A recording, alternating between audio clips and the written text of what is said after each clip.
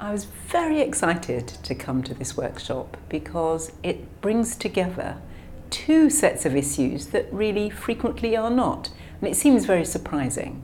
But to think about feminism and what it's had to say about children, childhood, what women have had to think about in attempting to be feminists and to maintain careers and have children, and also thinking about other people's children if they don't themselves have them. And then the whole issue about childhood and the politics of childhood. What does it mean? What can we really actually do to ensure that children's rights, children's issues around agency, around constrained agency and lack of agency are taken seriously? And how does that link with new ways of thinking about women as mothers and prescriptions that are normalised and normative about what mothers ought to be doing with their children and childhood, that mean that childhood becomes work for mothers more and more, and privatised as well. We really ought to be theorising these things together in their complexity. But I think that it frequently has not been done, so that sometimes in feminism, children and childhood has certainly been present, but not thinking about the politics of childhood, or indeed as children in their own rights. So I very much welcomed this. I also welcomed the range of people who were going to be attending, and that it was going to be an event where one could actually talk to other people rather than being subjected to paper after paper after paper until one was entirely saturated, even if richly saturated.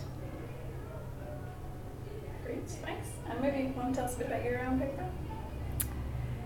My paper is doing something that already has emerged from the discussions as important. It's dealing with the empirical, with an actual case where we have to think mothers, and so feminist theory, and children and the politics of childhood together. So I'm working on women who have left their children in a process of serial migration. That is, where they migrate first and then send for their children later.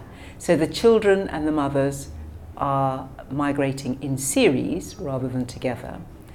And what I find fascinating is talking to adult children retrospectively about that experience and what it's meant for them. And the very first thing that comes up is that for many of the adult children, and particularly women, that this has been a very difficult episode, even if it's one that they recognise was important in their family lives, that's done them some good in migrating to the United Kingdom, changed their lives, even if they admire their mothers enormously for working at several jobs or working hard in one job, earning money, providing a home, being able to send them to school for long periods and so on, that they find it emotionally difficult. So the whole episode brings up contestations across the generations. It brings up the normative. One of the reasons that the adult children find it so difficult is because they're now living in a context where it's taken for granted that spatiality will involve the space of the mother's body being available to the child over time, temporally, but also in the same space for long periods. And this just doesn't happen with serial migration. It can't, because the mothers are distant, 5,000 miles distant from the children. So it brings that up in a context where it's thought that mothers and children ought to be attached to each other for long periods.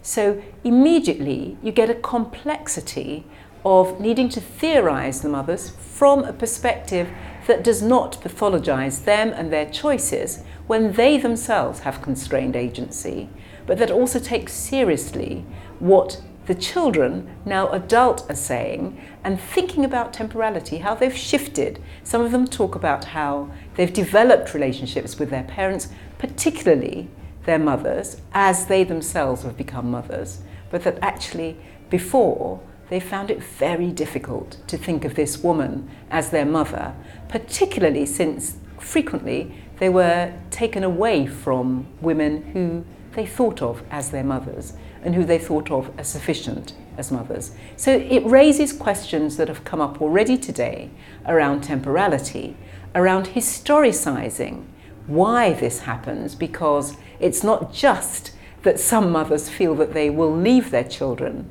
as serial migrants, but really in terms of the post-slavery, post-colonial relations that lead some women of particular social classes to do this.